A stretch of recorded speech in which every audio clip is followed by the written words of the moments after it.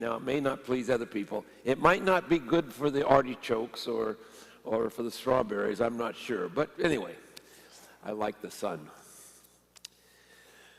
So, we gather again today, and our theme today is conversion from ego self to true self. I made some reference to that yesterday. As we mentioned yesterday, the conversion, or as Father Greg said, you should use the word he uses. And what's the word that he uses all the time? Does anybody remember? Metanoia. That's a big cocktail party word, okay? Metanoia, which means conversion, a change. Metanoia, noia is about your head, the way you think. Gnosis, meta is moving beyond. So it's a fancy word for conversion, turning and seeing in a different way. So we're reminded again that they're translating my talk from Spanish to English, but that's all right. You know what you can do? You might turn the volume down, and that won't pop up, I don't think. Okay. Okay. So before we begin, let's once again still ourselves. Try to clear our minds. Attempt to desire a sense of solitude, a sense of being present to where we are in the presence of God. A God who loves us, who desires us, who is one with us. Could somebody close the back doors there? Thank you. We're getting a little artifact here.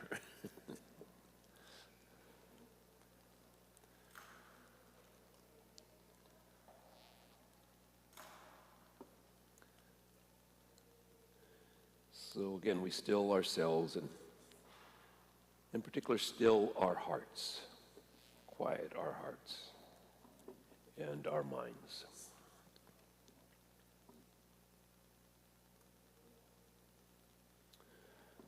Holy God, in this gentle stillness, we slow our breathing and we rest in your presence. Let the noise within us soften, the hurried thoughts loosen, and the anxious places settle into your peace. As we begin this time of conversion, of metanoia, draw our hearts into a quiet honesty before you. Help us to listen, not for answers we expect, but for the whisper of your grace, inviting us to newness. May we hear the whisper of your grace, inviting us to newness. Open our eyes as you open the eyes of the man born blind, that we may see the light already rising within and around us. Open our eyes so we may see the light. Free us from the small fears that cling to the familiar. Make space in us for your tenderness, for your truth, your slow and patient work. May this season of Lent, this time of Lent, be a gentle unfolding, a soft turning of the heart back to you. remain with us in the silence, shaping us into our true selves with humility, with trust,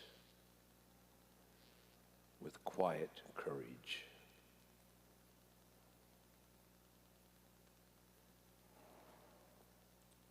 Amen.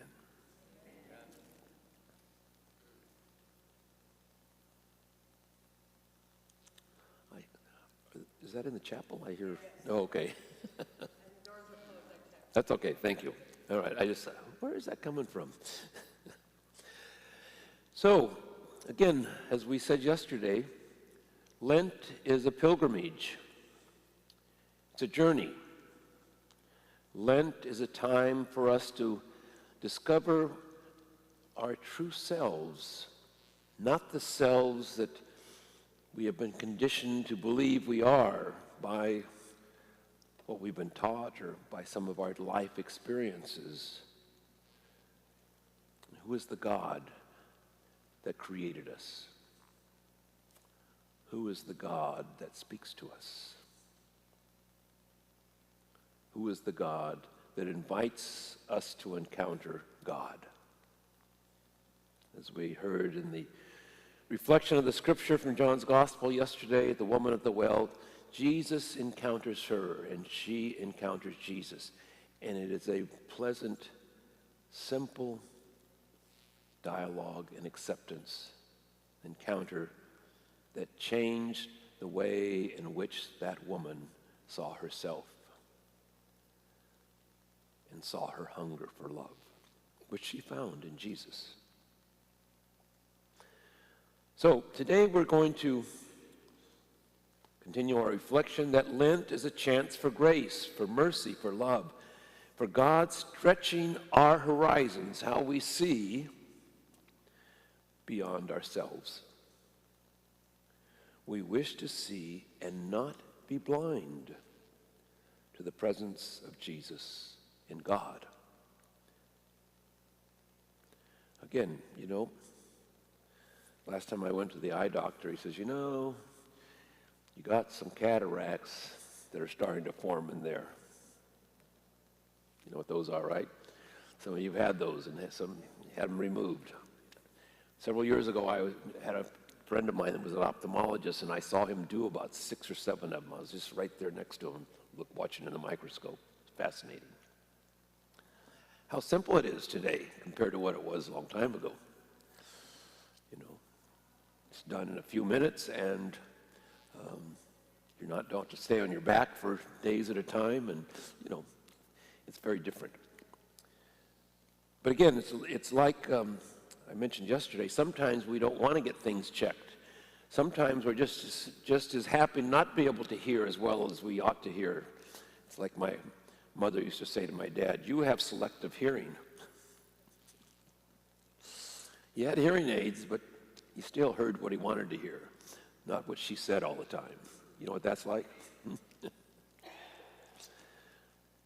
And the same thing is the way we see how much life passes us by, or do we pass by, without seeing what's there, without acknowledging what's there. So we're going to reflect on, we have some handouts on another story from John's Gospel, from the 5th chapter, or rather the 9th chapter of John. It's about the man born blind.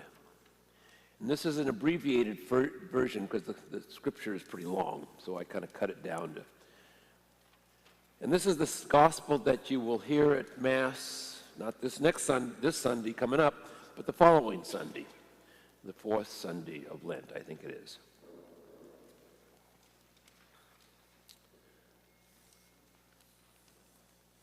Okay, and if you want to kind of look at it over quickly, we'll talk about it for a few minutes. The young man over in the corner, did you get one of those? Did you get one? Did you get a paper? Okay, good. All right, everybody got one. Thank you. So we see Jesus, another encounter. Jesus is encountering someone else. This time, a man, a young man, probably. Yesterday, It was a woman. And this man, what's the deal about him?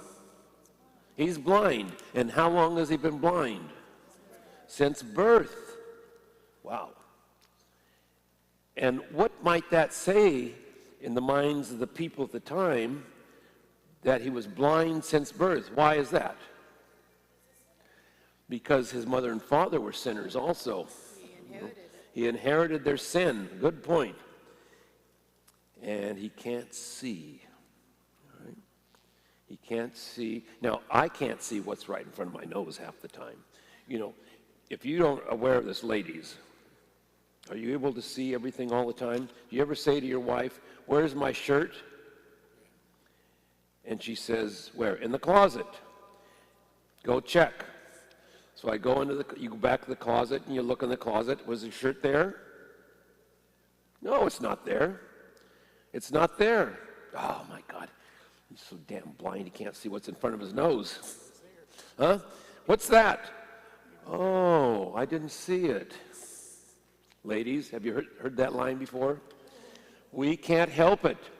We have a genetic defect, males. We can't see what's in front of our nose. So just give us a break, okay? But this poor guy, he was born blind. And Jesus encounters him and knows that he's born blind. Again, he would be considered a sinner, or his family was considered sinners, and he inherited their sin. That's not what we believe, but that's what they believed at the time. And so what does Jesus do? He spits on, it's gross. He spits on the ground, he makes some mud with the spit, and then what does he do? He rubs it in his eyes. Oh my God, that ophthalmologist friend of mine would have a stroke if he knew that, huh? Why did he spit on the ground? Why do you think? It's moisture, but why else? Think about it.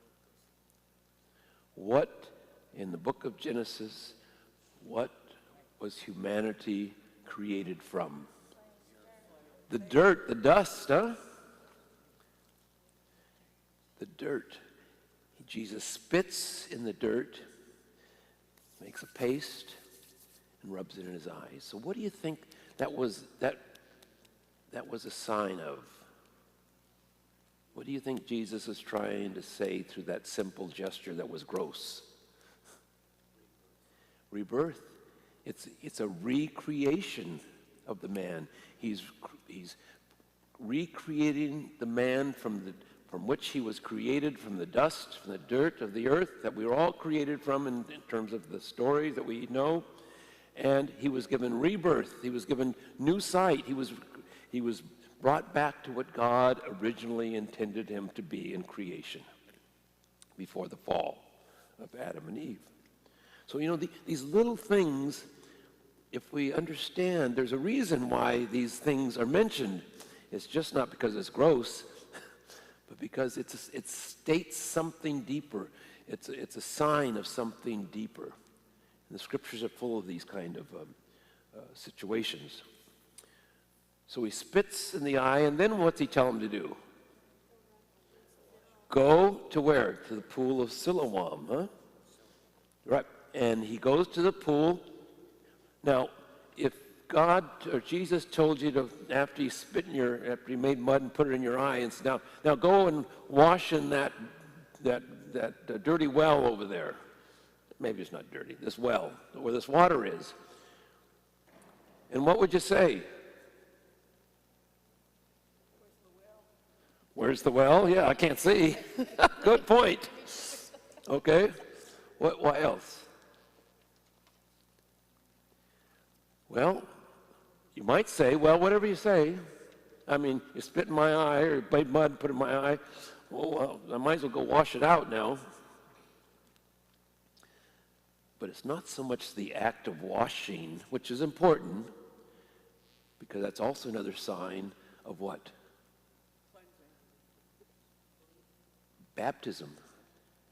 Where in baptism we state that baptism takes away our sin, washes away the sin, washes away the evil, washes away the blindness. But even more important than that is that he listened to the word of Jesus, followed his instruction, and what happened? He was renewed. He was able to see. So everything was back to normal. But that's the end of the story? Then what happens? Then the big shots, the important people, say, do what? What do they say? Who is this guy? Isn't he the guy that we used to see begging? He's just a dirty old beggar? Well, no, I think he just looks like him. And they say, no, it is him. And even the scribes and the Pharisees go and ask his parents, and I'm not sure if that part's in there, but he says, is this your son? Well, yeah. Was he blind? Oh, yeah, he's blind from birth. Well, he now sees. They said, well, I don't know anything about that. We don't know anything about that. Ask him what happened to him. And then there's another line in there that's very important. When was he healed? When did Jesus rub mud in his eye? On the what? On the Saturday. And what's important about the Saturday? It was the Sabbath. It was the Sabbath. And Jesus was a good Jew, right? He was a rabbi. And what are you not supposed to do on the Sabbath? You're not supposed to do anything. It's working. You don't do things like that. Because then you're breaking the law and you're sinning. And they say in there, well, he couldn't be a holy person to do that because he's sinning. He healed on the Sabbath. So what is Jesus saying there? That event, that he does this on the Sabbath. The Sabbath, is it more important to keep the law, or is it more important to bring life into people? Now there's another place where they say, if your donkey falls in the mud on the Sabbath, can you go pull your donkey out? Well, of course you can. But you can't heal somebody on the Sabbath. There's some contradictions there. It doesn't make sense, huh? So Jesus is questioned. Who are you? How can you do this? You can't be a holy man. You break the law. You break the Sabbath. So there's a little bit of and some people say, well, he must be holy because he can't do this if he's not. But no, he's not holy because he's breaking the law. Well, the long and the short of the story is what? The man then at the end of the story recognizes who Jesus is. Not only does he see him with his eyes, but he sees them with his heart. His heart, not only his eyes have been enlightened, but because he can now see with his eyes, he can seize the presence and experiences the presence of God through Jesus, his entire life is changed. A conversion, a metanoia has occurred, and he lives fully. And he even asked Jesus, do you believe in the Savior, the Son of God? Well, yeah, who is he so I can believe him? You're talking to him. You're the one. Yes, I'm the one. Do you think he kept his mouth shut? No, I don't think so either. You know, when something good comes to us, and we, as I said when I finished my first Camino, my brothers said to me, what happened to you? You are different. And I'm sure that's what happened to this fellow. Where he lived, his family and others in the community who saw him beg for years and he was blind. He's different now. And not only is it that he can see, but his demeanor, his belief, his joy, everything about him is different. And he became, in a sense, a missionary. His mission was to proclaim and to show the glory of God by what Jesus has done for him. His eyes, but also his heart was changed. But this guy was thrown out. He wasn't accepted. Question maybe for our heart is, who around us is thrown out? Who around us is excluded from the community or the church? Jesus took time with this fellow. He took time with this fellow and encountered him. He gave of himself. He shared his power, shared his understanding of God, his understanding of life, his understanding of brokenness, and brought about a transformation. In other words, these were alms that Jesus gives to this man. As we said yesterday, alms is just not about money, but it's sharing the gifts that we have. And we do it out of gratitude, not because we give alms to make God happy, or even to make others happy. We give alms to share the gifts that we have received. Jesus gave of his time, his presence, his compassion. And how do we mirror Jesus' search for others who are excluded? And think about it just for a few moments. Who do you think in our world today, in our church today, are in fact excluded or think they're excluded? Think about it just for a minute. Who were those that are excluded, who don't feel welcome, who don't feel a part?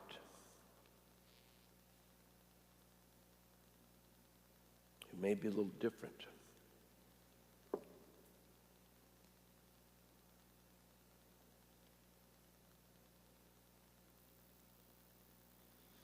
Anybody, who do you think is excluded? The gay community, okay. Who else? Homeless, okay. Undocumented. And I'm not talking about just church, but I'm talking about in general, okay. Pardon me? The imprisoned.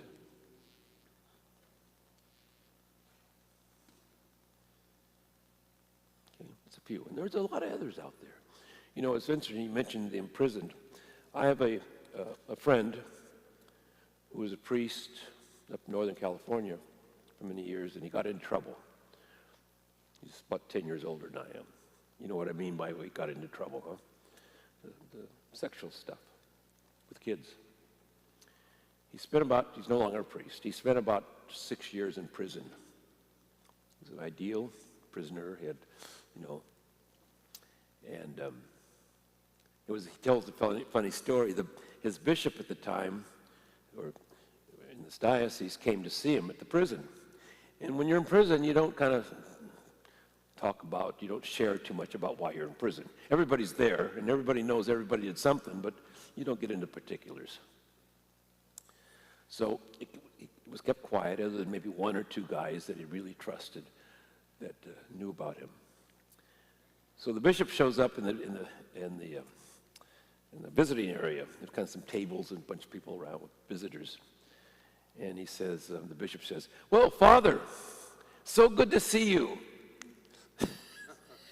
And my friend goes, Father, and he mentions the name, and he goes, "Oh my God." And as soon as the bishop saw that, he said, "Oh my God, what did I do?" And my friend said, "Don't worry about it." And it turned out to be okay. In fact, one of the people that heard it said to my friend, "I thought there was something different about you. You weren't like the rest of us," But anyway, he spent his 6 years in prison down in San Luis Obispo. And he got out, and fortunately his family, he couldn't function as a priest, obviously. His family had a business. They took him into the business. It was something to do with construction or something. And he worked for several years in that business. But more importantly than that, he knew he had to do something after he got out. Something related to what we would call ministry. So he was able to buy a house, and he brought people who are getting out of prison to live in that house with him. And some of these people had been in for years and didn't have any skills, didn't know anything about the world. They were blind to the world out there. And he helped them integrate into the new life. Helped them get driver's license, showed them how to, shop, how to get a job, all these kind of things. That it would be very hard. It was like the man born blind.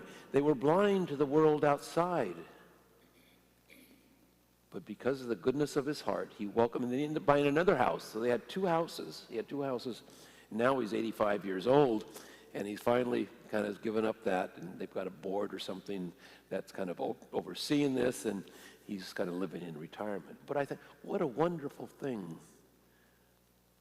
Even though he made some terrible decisions, for whatever reason, he still had a heart to bring life to those that were excluded. What a wonderful thing. So he knew who the thrown out people were, the ones that were not included. And he gave the alms of his love and his compassion and his desire to help people reintegrate into society. What a gift that was. So, I think we resist change and reform also. We resist reform, we resist conflict because that sometimes faithfulness and holiness demands. We fear placing mercy as most important and above all. We also fear oftentimes, and I think I made reference to this yesterday, of even listening to Jesus. Even listening to Jesus. As I'm sure that those people that my former priest friend, those people that he took in were probably fearful of listening to him, even though they knew he knew what life was going to be like. But Jesus, as we heard yesterday of the lady at the well, he touched her and embraced her, and her fear disappeared. We hear today in the man born blind, Jesus touched him with the mud, and he was able to see. His fear of being in the light disappeared. Because sometimes, we just like to be in our muck. We're comfortable there. Yeah, it's not the best place, but at least I know what I got. That's like the Jews when they were slaves in Egypt. Moses, they got them out, they were freed, and what do they do all the time? They complain, they complain, they complain. If I were Moses, I said, you're on your own, I'm out of here. But God provided for them. God gave them water. God gave them the manna. They wandered in the desert, eating manna and having quail and water for 40 years. Now, that's a long time to be on manna, I'll tell you. But the point is that God provided for them. They expressed they preferred to be in slavery, preferred where they were, rather than to be free and have not what they had before. Decent food and decent water and a decent, predictable future. So when we're calling about ongoing conversion or ongoing metanoia, I'd like to zero in on 3 areas. There's probably 5 or 6 areas, because conversion is it's more than just, well, I'm going to convert. But we're more than just one thing. We're complex and mysterious people.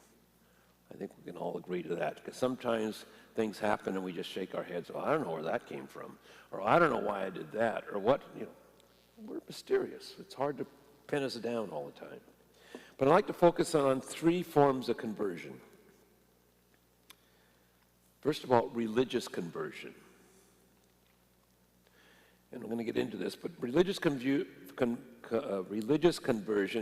is moving from controlling God, because we do a pretty good job of trying to do that, of controlling God, and loving the God in whose image we're made, and loving ourselves that are made in God's image. The second one is moral conversion. That we act, we respond in life from love rather than from fear, but we respond out of love for the common good. Not because of reward or punishment do we act this way or that way, but moral conversion cultivates humble integrity. And the third form of conversion is intellectual conversion, willing to ask questions, seek truthful understanding, even when answers challenge our ego or answers challenge the status quo of how we think. You know, sometimes we just don't want to hear what the truth is, or sometimes we're just afraid to seek the truth because it may upset us. So in baptism, we were united to Jesus to share his life, now and into eternity. And in baptism, we state we died to what breaks communion that prevents peace from happening. Communion is coming together, being a people, having a common, in a sense, a common life, a common vision, sharing life together, not intimately in each and every one of us, but we're not fighting, we're not bombing one another. And baptism takes us from that life of darkness, of blindness, into the goodness and the communion with others and with God. So let's look at these three forms of conversion. There's probably other forms of conversion that one might be affective conversion, which is regarding our feelings and things, and the other might be socio-political conversion, side of our lives. But we'll look at that today. Let's look at religious conversion. Religious conversion is not doing more holy things. It's not being super devotional. It's not about being an uber Catholic. But it's about my understanding of God in my life. So I ask myself, what is my relationship with God? Is there a relationship? And what does that mean? Is there a communion? As I mentioned, I don't know if I mentioned it yesterday, I think it was to somebody privately. You know, well, I say all these prayers all the time. And I tell people oftentimes, I says, it's kind of like your spouse, huh? Does your spouse ever say to you, would you just shut up and be with me? Just be still. Just be quiet. And I can't help but think that God says, would you just be quiet and quit saying all these prayers and just be with me? We have a hard time just being present. You know, how many times do you sit in the chair or on the couch at home or whatever, and your spouse or your partner, whoever, comes up and puts their arm around you, and you just sit there with nothing said.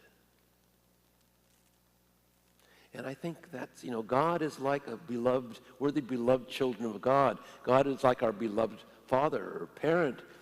And isn't it wonderful that parent would come and just sit with us, or that spouse would just sit with us, and just be quiet in the presence of one another. You don't have to say anything. Now, there are those that don't say anything ever. That's another issue. But in general, just be still. How do I know God? How do I know God? Remember I told the story yesterday about the young man, the big tall guy, about how his father related to him. What I didn't tell you, the father he lived in a two-story house, and the father used to get on him about cleaning up his house, cleaning up his room. His room was a mess. All right, he was 16 years old or 15 or whatever. Most 15-year-olds have messy rooms. Okay, that's the way it is. He says, your dad said, you don't have that room cleaned up? I've told you 10 times.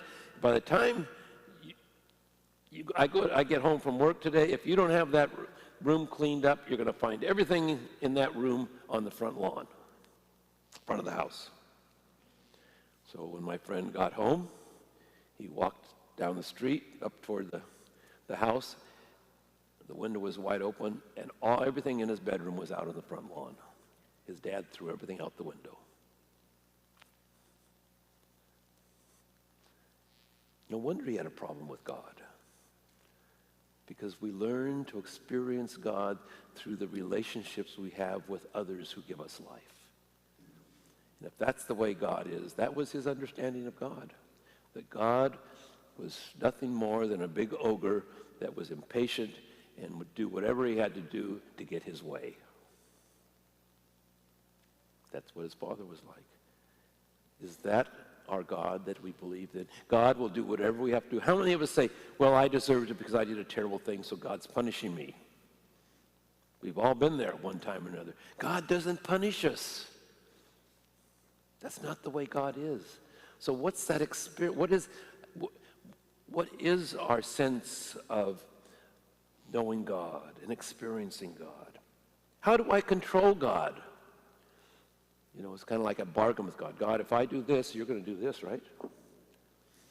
You're going to reward me if I do this. This is hard, and you're going to give me a big reward.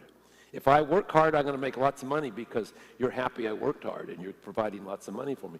That's called in Protestant traditions, historically, the gospel of, what's the word? Somebody help me. The gospel of prosperity, something like that. If I work hard, God rewards me. That's craziness. What about those that don't have anything? Does that mean they didn't work hard? That means God doesn't like them? You know, you have to think about this a little bit. So conversion asks us to stop ignoring God, the God that we have to admit is greater than ourselves. This is the God who knows, who is known and loved, and who knows and loved. It's a God who is known and loved and knows us and loves us. I had a dream several years ago, and I'll never forget it. You know, you ever have incredible dreams? You know, and you don't forget them? I mean, I dream every night. I'm constantly dreaming. And when I wake up, 90% of them I have no recollection. I was dreaming something last night. But this one was 1991. So that's what, 30 years ago? 40 years ago, whatever it is, 30 years ago? Over 30 years ago. I was in a parish as a pastor, and there was a fellow that had about 4 or 5 kids. They were all like, the oldest might have been 15 or 16. He was a businessman, and I used to play golf with he and his 2 kids, 2 boys, every couple of weeks after the afternoon mass where I was pastor, and in the summer. So his oldest son comes up to me one day before mass and says, you know, my dad tried to kill me. I said, what? He says, yeah, he was drunk. And I didn't know he was a drinker. He was a terrible alcoholic. I didn't know that. And we were at a party, and he was drunk, and we were horse playing in the pool, and he put me under, and he wouldn't let me up. He was mad at me because I did something or said something, and he tried to drown me. I scared the daylights out of me, he said. Well, one thing led to another. So we had poorly done, and I was foolish to even participate in this in one way, but we had an intervention. You know what an intervention is, alcohol addiction intervention. If they're planned properly, you go in and you have all the important people in that person's life. We went to his office by surprise. I was there, and another priest was there, and the principal of the school was there, and his kids and his wife, and a few other people. And we said, you know, you're a drunk, you've got a problem, it's affecting your relationship with us, and you got to do something, and this is what you got to do. That's the intervention. And you haul them off right then and there, lock the doors, and take them to treatment or whatever it is. Well, it didn't work. So in this dream, this is that really happened. So in the dream, a few months later, the dream was, I went into his office, I was madder than hell, furious at him because he was such a bullheaded drunk. And now some of us that are older remember this. You remember a slide rule long before calculators and computers? You know, that plastic, and they had a little plastic thing that you went, and had all these numbers and lines, and we used it for chemistry and math and all this kind of stuff in high school and college. So for some reason, there was a slide rule on his desk, and I stormed into his office, and I just called him every name in the book and lambasted him, picked up that slide rule and banged it on his desk, and it broke into a million pieces, flying everywhere, and I stormed out. Then I was upset with myself. I said, what is wrong with me? So his wife was a teacher in our school, so I went to the school and found her classroom and knocked on the door. And she came out, she says, what's up? I said, I've got something to tell you. I did something really bad. I'm just awful. And she was there for the intervention. They were still together. So I told her. And she stood there, and she kind of cocked her head a little bit. And she smiled, a little smile. And she said, it'll be okay. It'll be okay.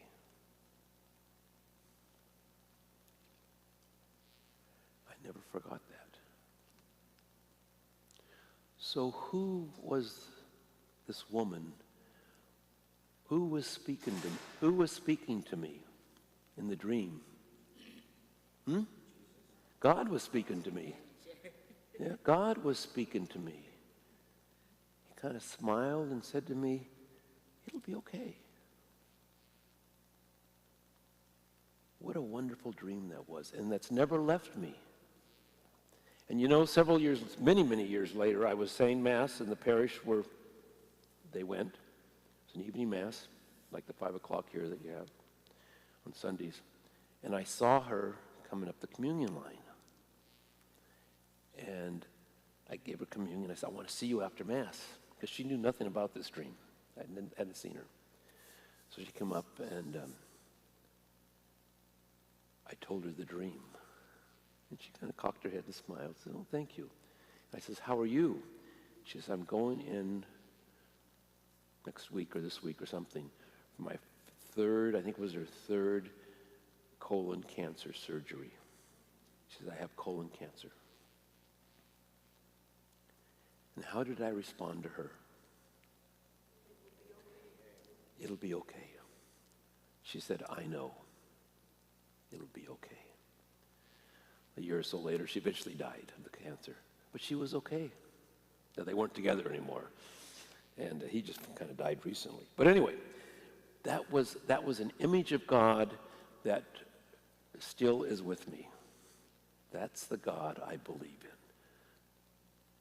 A God who embraces me even in my brokenness. And that's the God, I think, that we're called to believe in.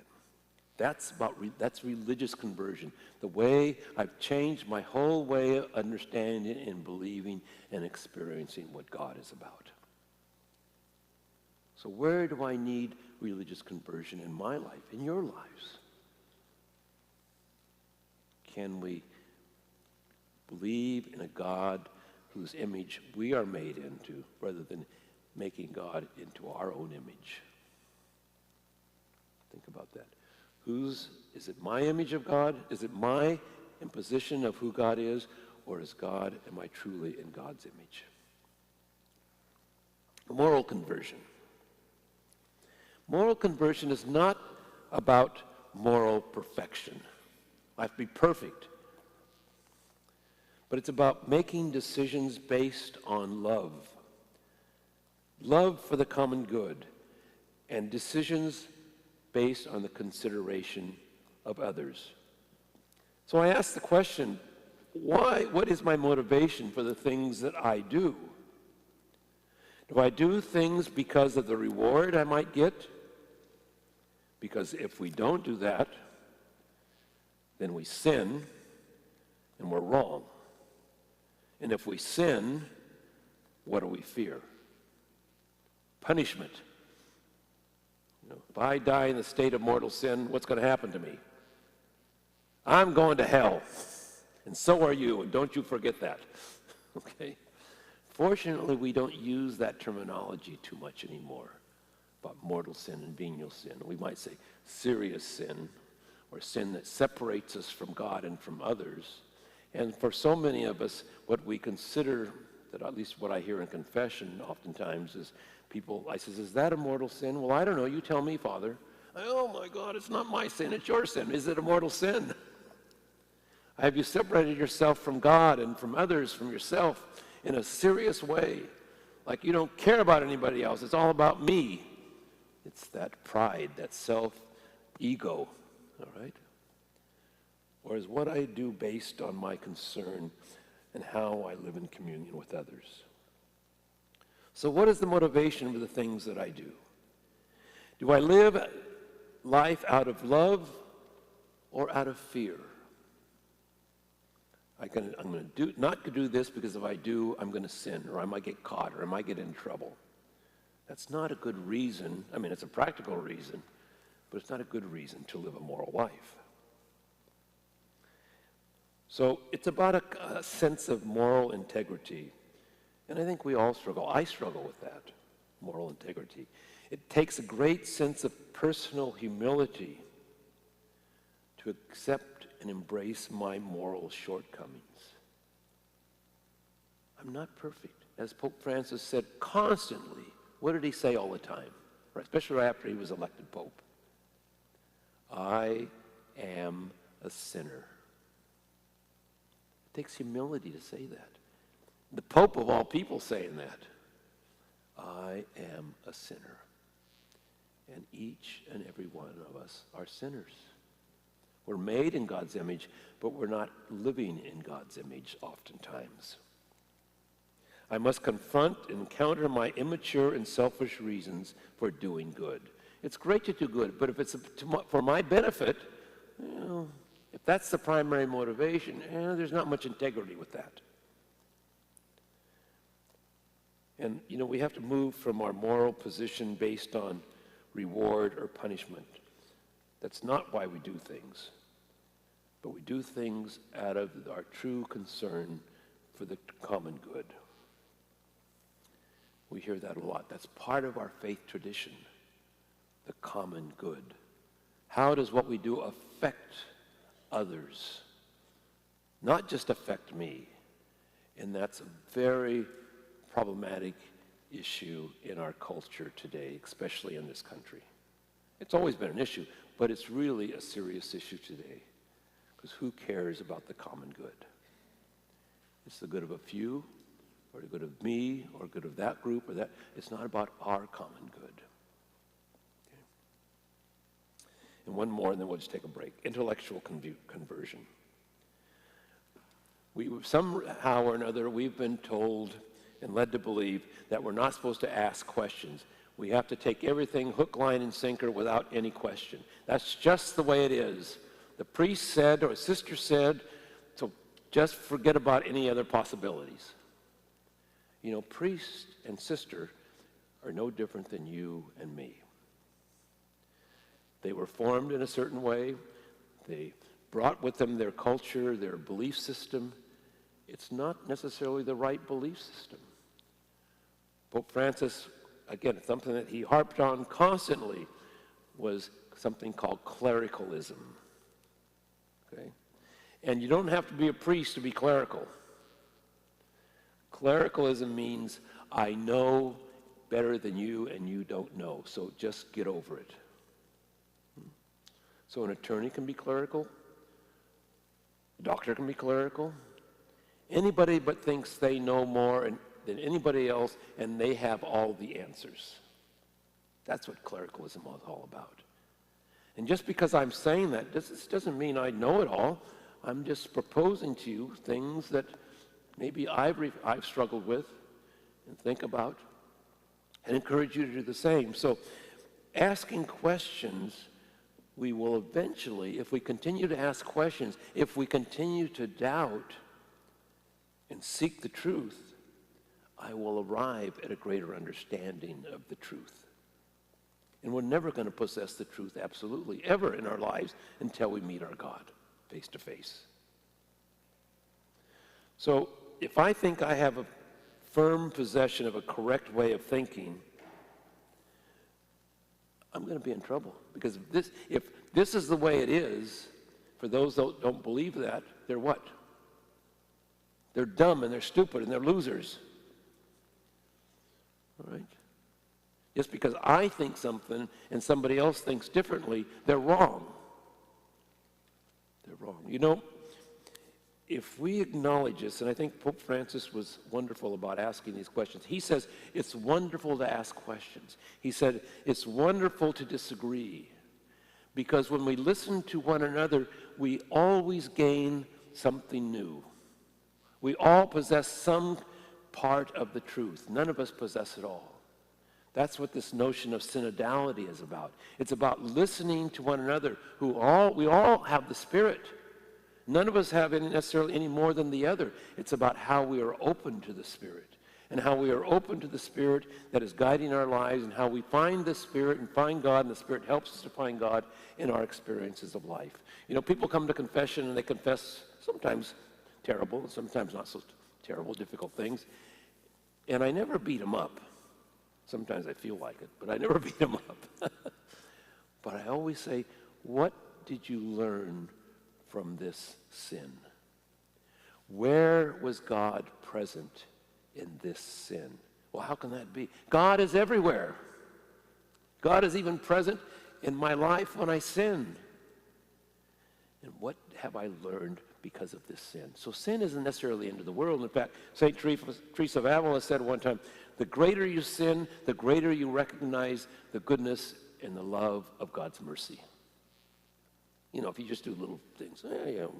But if you really mess up bad, and you really have a change of heart, and you really recognize how merciful God is because of the severity of your sin, you know what that's about. You know what God is about. You know, if we had a club or had an organization or a group in the parish of people that just wanted to get together and talk about what they had difficult believing in, that would be a wonderful experience. And you would realize, oh, I'm not the only one that wonders about that. I'm not the only one that questions that. It's not that I disbelieve it, but I don't understand it. And I have a hard time believing it. I'll accept it, but I'm doubting it. It's okay to doubt. Doubting Thomas. You know the famous story after the resurrection. Jesus appears, Thomas is not there, he comes back a week later, and there's Thomas. Thomas sees and touches Jesus' brokenness, his wounds, and he says, I believe. So it's in gathering the doubters together that we grow together in faith. We grow together in faith. It's frightening to ask questions. We may get answers that challenge us. Asking questions may challenge me to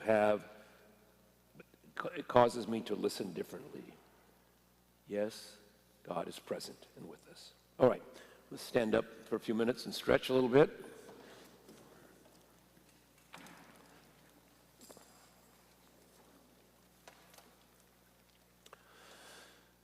Okay.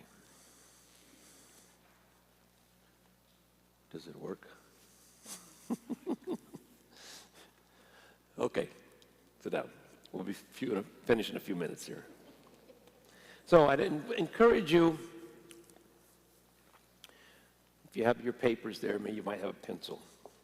Think about, I encourage you to write a simple Lenten rule for yourself. And it says, it's an I will statement. For this Lent, I will pray.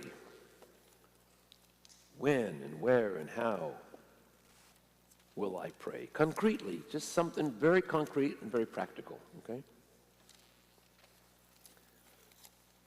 My rule is I will pray. And just a couple little notes to yourself how you might do that. I will fast. I will fast from a bad attitude, from an appetite for things I really don't need. I will fast from being critical and judgmental in order to love better. Whatever it is, I will fast. And how? And lastly, I will give alms. I will give time and my presence to others this week in some way. And don't make it complicated. Make it simple, easy. And then maybe leave some little Post-its around your house and say, and don't try to do it every day, but just now and then. Okay, on Wednesdays I'm going to do prayer. Fridays I'm going to fast, or maybe Fridays I'm going to fast. And on Sunday or Monday, I'm going to alms give. And put little Post-it notes in the bathroom or in the refrigerator or wherever. Little codes to you. Today's my day to do this. Okay? Okay, we walk this time of Lent as pilgrimage, one step at a time. We need to take a little bite regularly. We don't need to try to do it all at once, because we'll choke. But we need to do something now.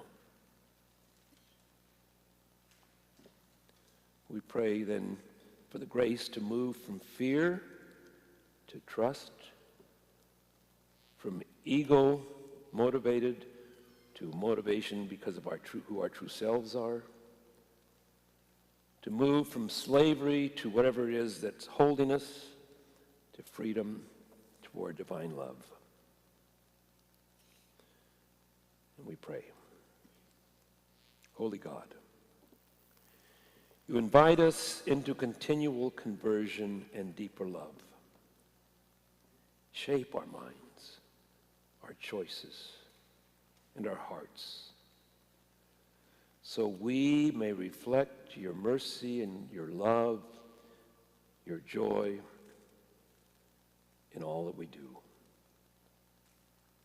Help us to live our Lenten commitments with humility and with joy, taking each next step with trust.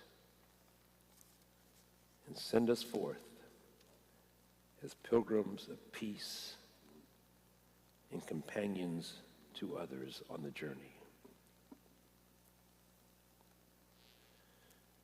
Amen.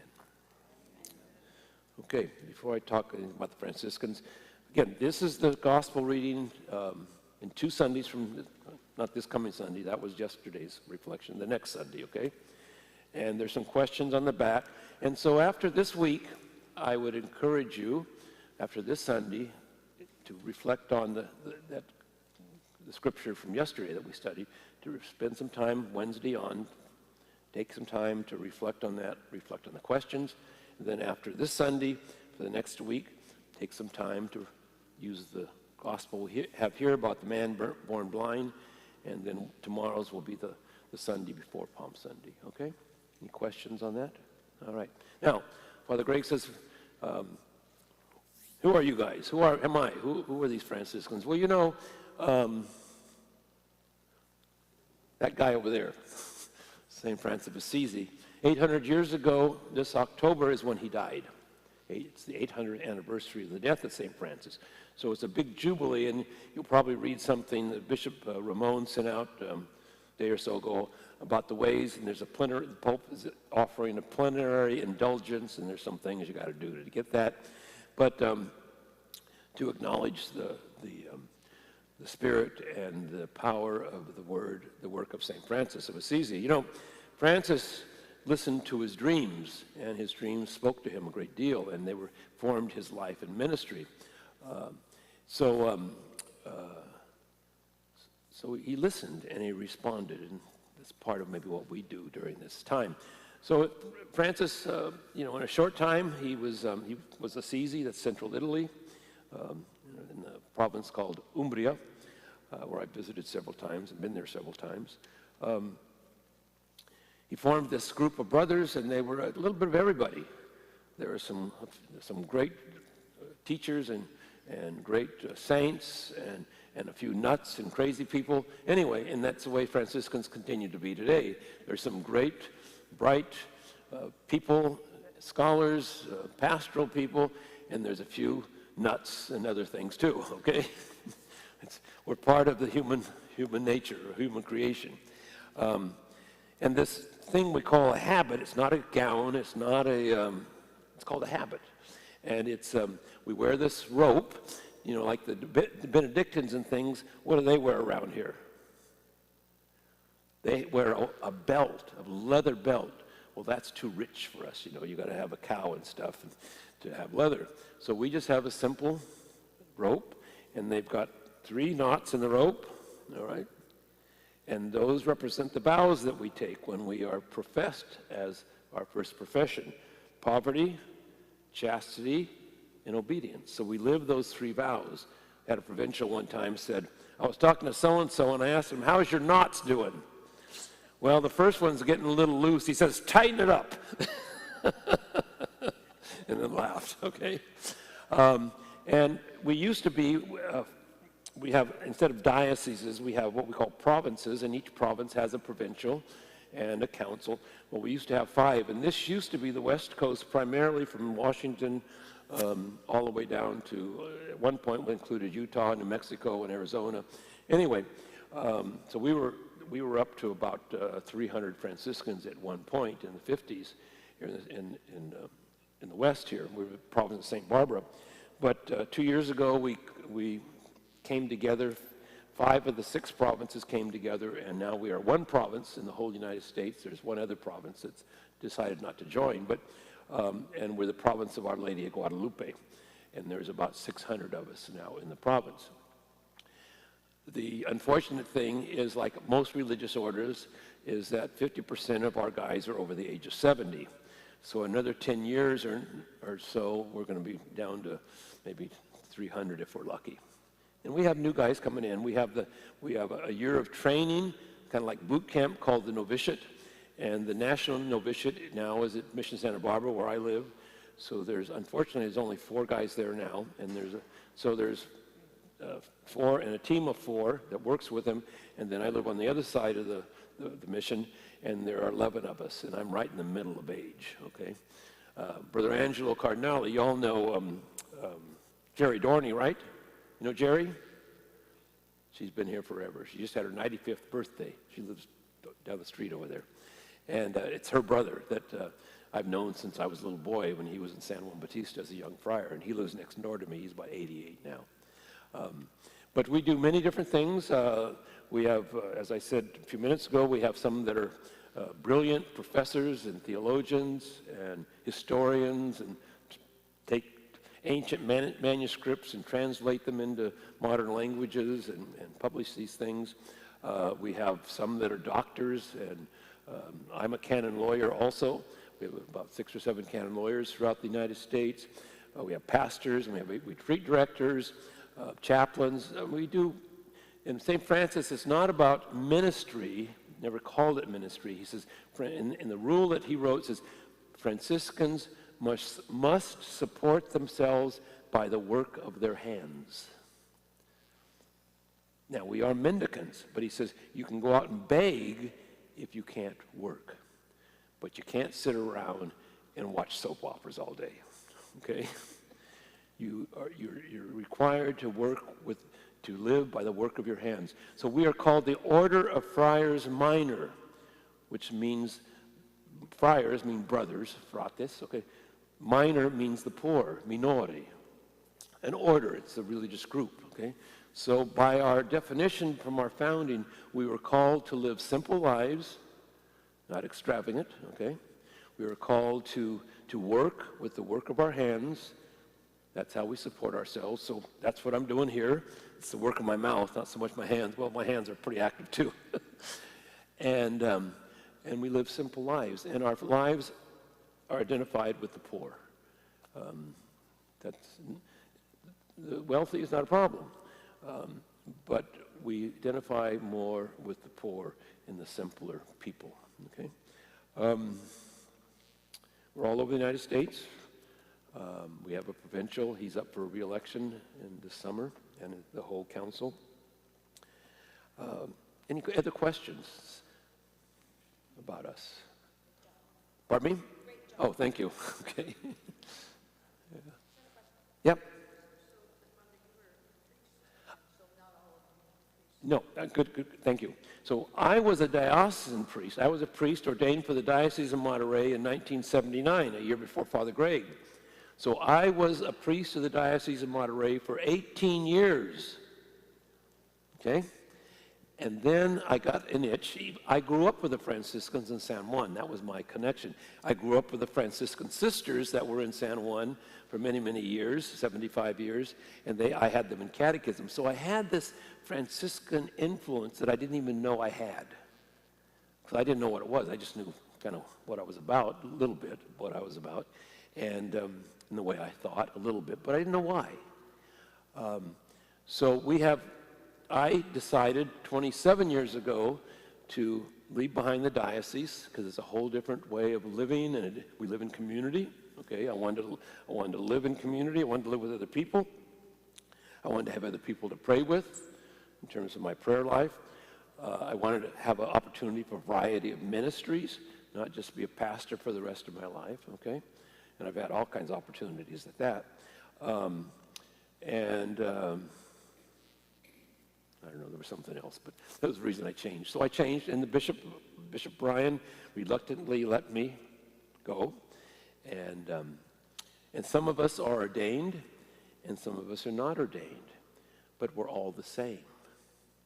Because ordination or not ordination has to do with what? I said it a minute ago. It has to do with working, supporting ourselves by the work of our hands. So my work as a priest, okay? And I do what priests do. And some of them are carpenters or plumbers or nurses or social workers or professors or writers, or some of them are ordained and some of them are not ordained. The only difference is the not ordained can't celebrate the sacraments, okay? Can't celebrate Mass, hear confessions, that kind of thing. That's what the priest can do. And interestingly enough, from the early days on of St. Francis, non-ordained were able to preach, which is against the canon law of the church today. But because we had that privilege, that still continues today. They can't take away that privilege. Okay? So, good question. Thank you for asking that. Anything else? St. Francis Retreat is still going strong. I was over in San Juan. Some of you are probably there. We have days of recollection there pretty regularly. When I was stationed there as the director, I would give those days of recollection. Father Paul Botenhagen works there now. Father Paul also was a chaplain at Natividad. He helps out there 2 or 3 days a week. As I also am a chaplain, I work as in addition to a canon lawyer and given these kind of things, I work as a chaplain at LA County Hospital for the last 3 years. I work in ICU. We have about, 100 beds in ICU, maybe more. And I work in the emergency rooms, and we have about 100 beds in the emergency room at the LA County Hospital. So it's a busy place. So a lot of my work there is dealing with people that are dying and their families and working with the doctors and the nurses, especially helping those that have to make very difficult decisions about, this person is brain dead or is not going to make it, and trying to help the family to understand what that means, and if they're the decision makers, what they're going to do. And if any of you have been in that situation, you know that's tough. But I love the work. Okay? Yes. Questions? All right. We're 12 minutes late. Have a good day. Okay.